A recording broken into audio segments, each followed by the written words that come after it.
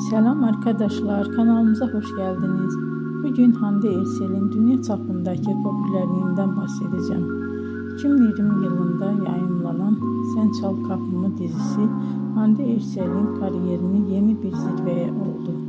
Dizide Eda Yıldız karakterini canlandırdı ve bu rol milyonlarca izleyici tarafından sevildi.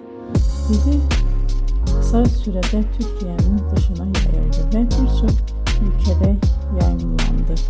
Böylece Hande Erçel uluslararası bir televizyon yıldızına dönüştü. Aynı zamanda sosyal medyada da büyük bir popülerliğe ulaştı.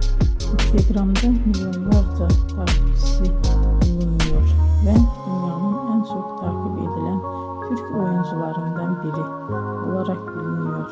Bugün Hande Erçel yalnızca dizilerde değil, moda ve reklam dünyasında da sık sık karşımıza çıkıyor. İzlediğiniz için teşekkür ederim. Bir sonraki videoda görüşmek üzere. Hoşça kalın.